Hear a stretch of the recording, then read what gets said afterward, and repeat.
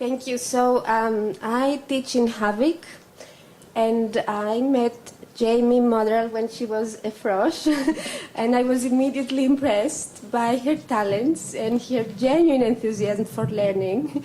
I mean, any student who stands out in a class of 130 in a lower division lecture course is definitely an exceptional student, and she proves that throughout the years in the other courses I had with her. Very creative and original thinker, really hardworking. I mean, this year she was a senior, and she also managed to tutor for at least one class per quarter, be a very active student representative in Havik, spearhead a very interesting initiative for the curation of the gallery run by students and with works by students. And she was also working outside the university to support her studies. So that's really a testament to her amazing dedication. And for me, students like Jamie, and I guess all of you, make the toil of teaching really worthwhile, and the joy is greater. So I thank you for that, and I thank the university for giving the opportunity for these programs to happen, where we can both work on our potential, your potential, our students, our potential as mentors and teachers. So you inspire us as much as we inspire you, I hope. And my wish is to continue this contact later through academic and personal interactions. Okay, so thank you very much. Jamie. Before I begin, I would like to thank Maria for that very kind introduction and for her efforts to make me a better researcher, scholar, and writer. Maria has, as a professor, inspired me through her curriculum, enthusiasm, and passion. So thank you, Maria, for showing me and possessing such an infecting enthusiasm that I also hope will continue affecting my research for many years to come. And I also plan on staying in contact with you for quite a while longer. As she said, my name is Jamie Motheral. I'm an undergraduate senior in the History of Art and Visual Cultures department. My interest lies in visual traditions and cross-cultural interactions of the ancient Mediterranean region.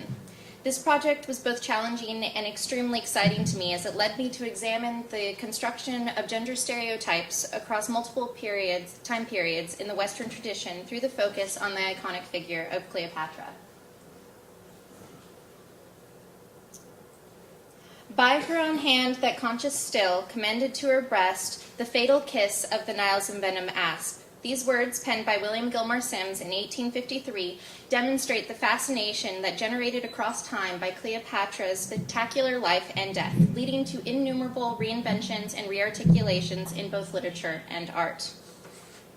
Images centering on the death of Cleopatra are artistic constructions based upon patriarchal stereotypes about women, which, in their basic tenets, have remained rather unchanged in the course of 2,000 years.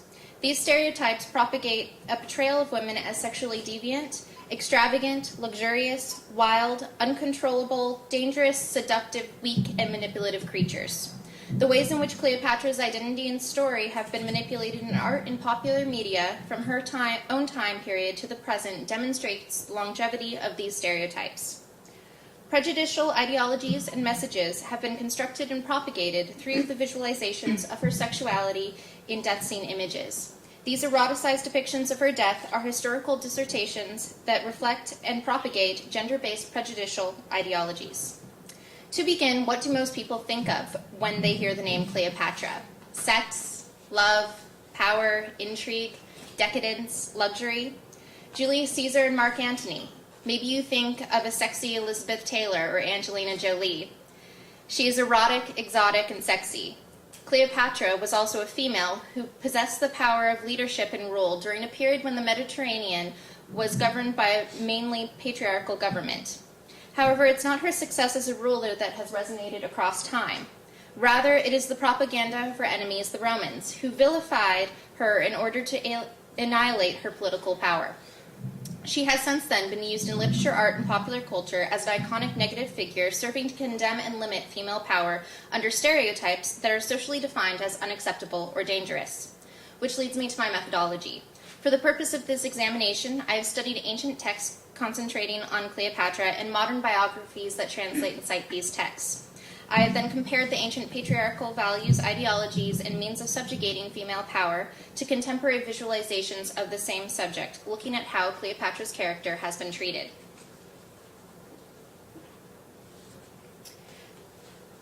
"2,000 years separate our culture from Cleopatra's. Therefore, our understanding of her character and historical knowledge is limited by inadequate sources, and it's distorted by cultural differences and prejudicial ideologies. Furthermore, her story is mostly recorded through a Roman perspective. It is the victor's story that becomes history, not the conquered." Cleopatra was the queen of Hellenistic Egypt. She was the last of the Ptolemaic dynasty that ruled from 305 BC to 30 BC. The Ptolemies were a Macedonian Greek dynasty that claimed the territories of Egypt after the death of Alexander the Great. Cleopatra was trained at a very young age in the art of politics and was raised under the assumption that she would one day rule. She inherited a kingdom that was recovering from a civil war and was in economic difficulty. It was also experiencing heavy periods of drought. Despite these obstacles, Cleopatra was able to revive the land's economy and to restore stability.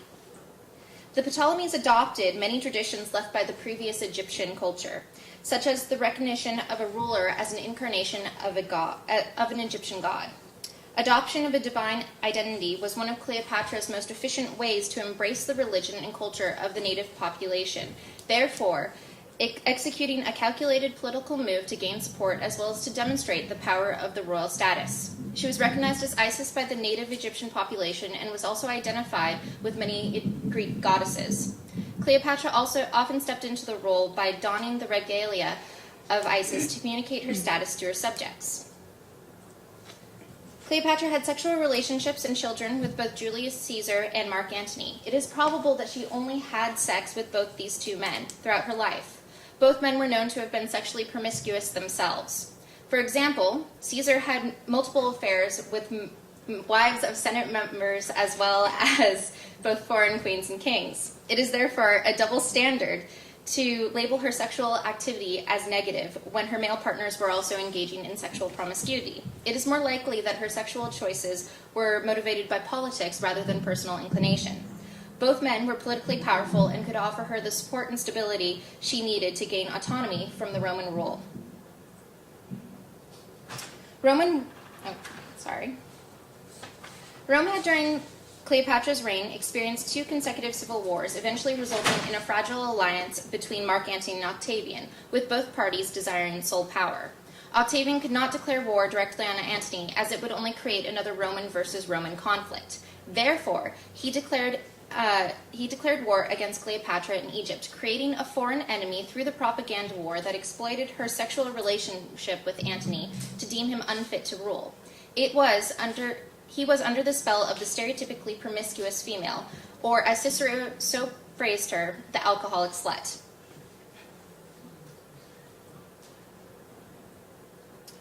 While our modern perceptions of Cleopatra, as well as ancient propaganda, indicate her to have been a great beauty, the few surviving depictions of her show her to have been a plain woman with an overbearing nose and pronounced chin. The conception that she was a great beauty was one way in which Octavian's propaganda subjugated her power to her supposed deviousness as a temptress. This image is a coin printed with Cleopatra's image. It was struck during the period of her reign. The majority of images that we have of her that were created during her period were printed on these coins. Oh, I need to go back. She was plotting, She was sexually deviant and was able to control and weaken the minds of men with her powers. This propaganda partly stemmed from the freedom Cleopatra had to choose her own lovers. In Rome, women were not granted this freedom. Her freedom and act of choosing men for political reasons put her sex life in the limelight of ancient politics and landed her with the label of nymphomaniac. Octavian further used this as a way to denounce Antony and to remove him from the playing field in Roman politics. Maddened by his intemperate love for the spellbinding Cleopatra, Antony lost command of himself. Cleopatra used her sexual power to subordinate his will to hers, and how she so dazed and bewildered him with her deceitful tricks and intoxicating charms that he surrendered his personal sovereignty and became her creature. Roman or Octavian propaganda.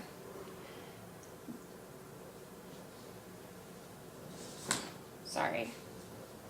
Okay. Just as Cleopatra was termed to be sexually